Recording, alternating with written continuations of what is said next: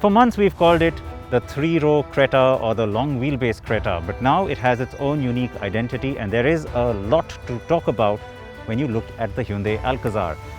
Shams and I spent a substantial amount of time with the car and we've got all the details for you. Hyundai has jumped on the three-row SUV bandwagon with the Alcazar. Sure, you can argue the Santa Fe had 3 rows too, but then it was no mass product. The Alcazar is.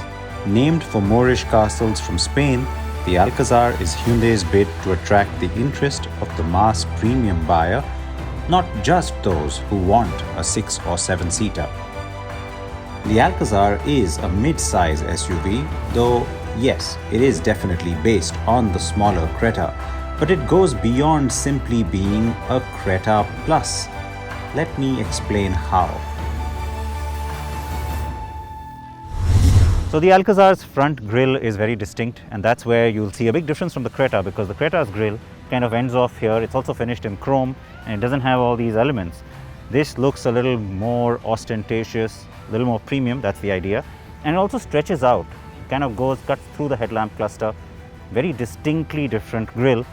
The idea being, of course, to make the car look bigger and wider up front, and it kind of works. The finish is dark chrome, which is nice, but it will be a pain to maintain. But I don't understand also why this giant Hyundai logo is also not finished in dark chrome. Would have looked better.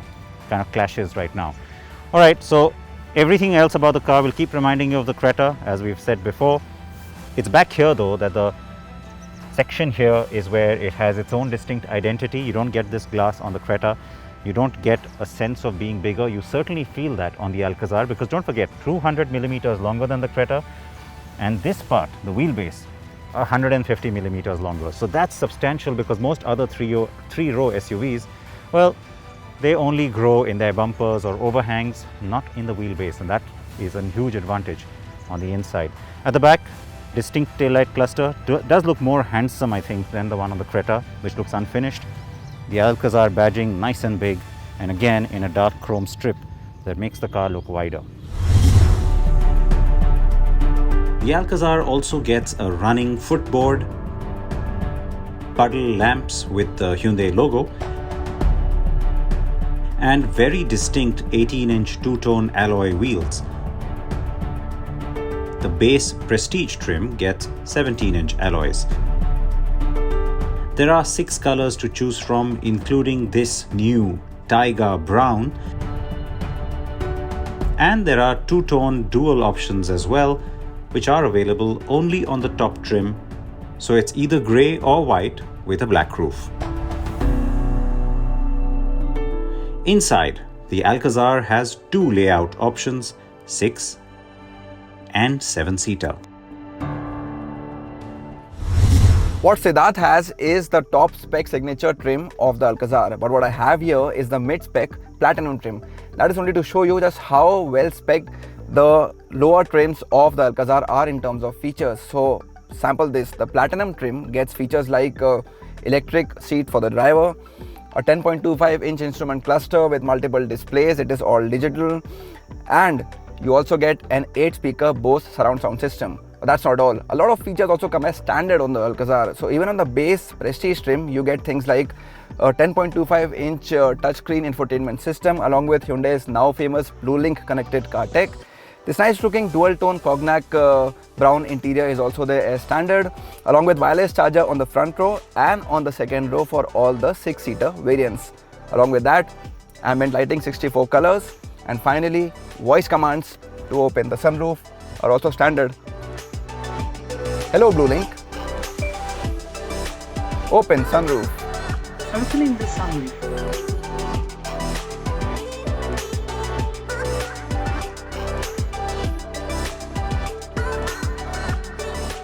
You also get over-the-air map updates and a BlueLink integrated smartwatch app.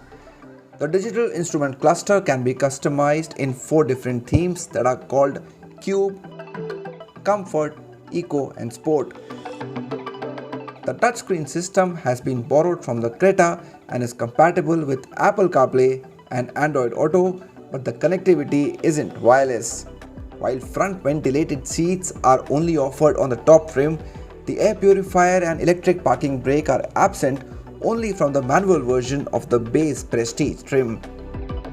On all three variants, Prestige, Platinum and Signature, you can choose between captain seats or a bench seat on the second row. But if you want an automatic, well, then it's only a 6-seater variant you can have, barring the base diesel. In fact, the 7-seater is only available on some of the Prestige or Premium trim variants. So even Hyundai is anticipating higher sales for the 6-seater, it seems. Now to me, you don't need the 7 seats. Frankly, the 6-seater is more comfortable. Not only is this better than having the bench because you have captain seats, they are more comfortable, but you get a better sense of room as well. Little more under thigh support would have been nicer to feel a little better in terms of bolstering, but still a comfortable seat overall. You have this tray table that comes out. It's a little plasticky, but it has a slot for your tablet that you can rest. It's not for me, but many people do like to use things like that. Rear AC vents, of course, now goes without saying. You got a rear USB charging point, and then there's this whole console, which is a nice idea because it's different. It's certainly distinct as well, and you only, of course, get it on the 6-seater. 2 cup holders, a wireless charger in the top end, which is nice, and some storage room. But the placement is a little weird. It should have been placed a little bit further behind because for the most part, you're going to sit with the seat pushed backwards because you don't always have people sitting at the back. And in that case, you get nice leg room, but nothing to rest my elbow on because this is far too forward. So at least this top part maybe could have been sliding just to be able to have a little more comfort. But otherwise, when you have the seat pulled forward, yeah, this is pretty comfortable. And you also get that little sunshade for an extra premium little feel. Be it captain seats or bench seats, a one-touch tumble-down feature allows you relatively easy access to the third row. On the 7-seater version, the second row gets a 60-40 split seat. So here's the thing, just like most other SUVs in the segment, there isn't a lot of space here, and the thigh support also isn't great. But I can at least slide forward the second row seats to create more space for myself. And then there are a few more things that make it a little better in terms of spending time here. So one of them is adjustable headrests. Along with that, I can also recline my seats to make more space for myself. And the third row also comes with AC vents, cup holders, as well as 2 USB charging points. With the third row being utilized, the Alcazar offers a boot space of 180 liters. The last row can also be folded in a 50-50 split format to create more luggage room. With both seats down, you get a boot space of 579 liters. The Creta has 433 liters. Hyundai has differentiated the Creta and the Alcazar in one more very important aspect. The SUV gets both petrol and diesel engines, but the petrol heart has not been borrowed from the 5-seater Creta. Instead, it is the more powerful 2-liter petrol engine that churns out 157 bhp and 191 Nm of peak torque. It is available with both 6-speed manual and torque converter automatic, both giving a fuel efficiency of around 14.5 kilometers per liter. The manual does 0 to 100 speeds in 9.5 seconds. Now, if Hyundai really wanted to make this car nice and sporty and quick, it could have gone with a different turbo engine option, one that's larger than the current turbo family we are seeing here in India, because, well, it has bigger engines globally, but I guess it came down to a cost factor. The idea was to also make sure that the Alcazar was priced really well, so you know what, give them a bigger engine, but don't break the bank while doing it.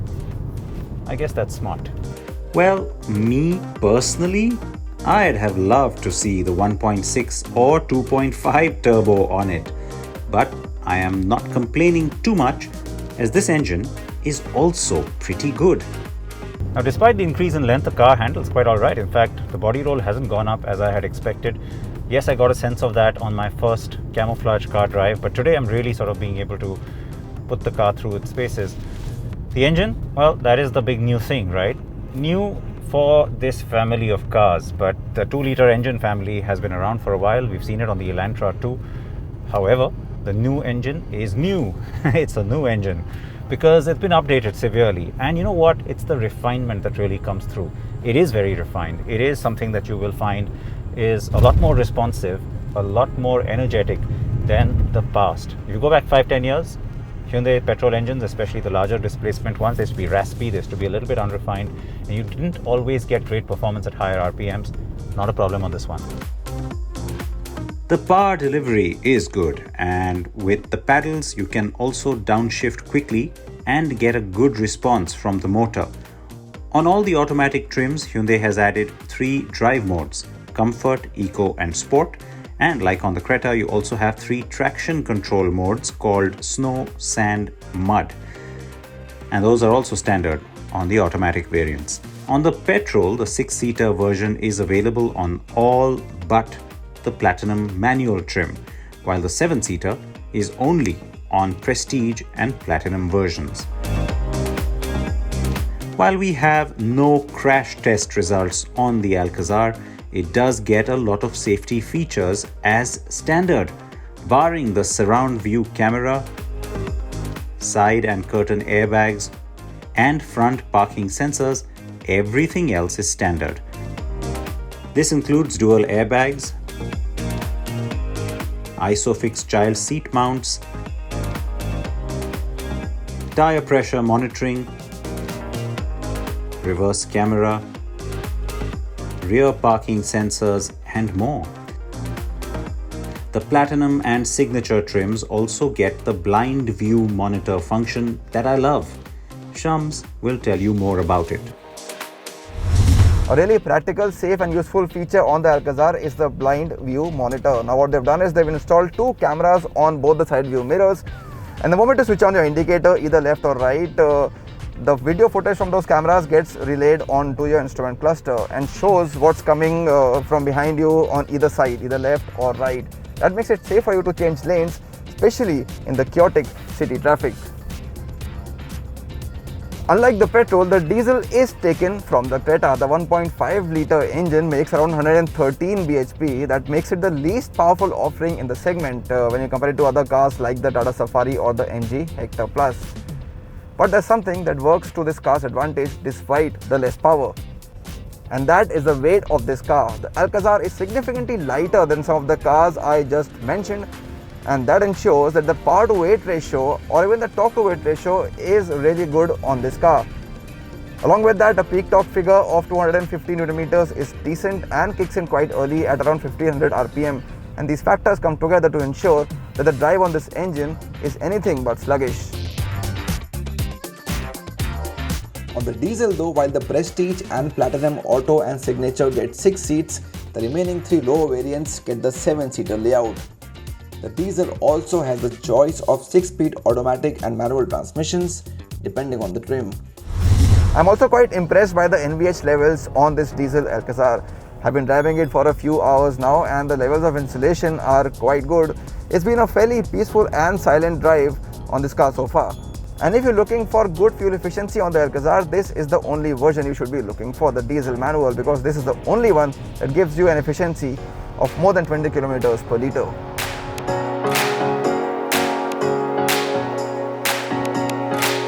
The exact figure there is 20.4 kilometers per litre, while the automatic gives a lesser 18.1 kmpl, which too is decent.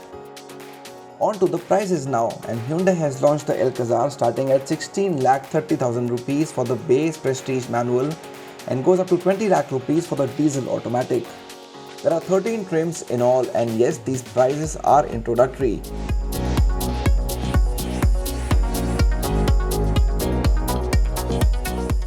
You can see prices of the immediate rivals for your reference, so while reasonably competitive, the Alcazar is not cheap. And don't forget, the Safari and the XUV 500 are diesel only. The latter will soon be replaced by the new XUV 700. Given Hyundai's reach and popularity, we still expect the Alcazar to fire for the Korean manufacturer. Whether it sparks growth for the entire segment or not, that is the million-dollar question.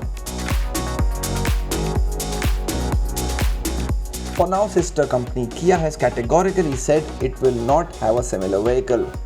But with the recently launched Safari and upcoming XUV 700, a 3-row midsizer SUV space looks pretty hot.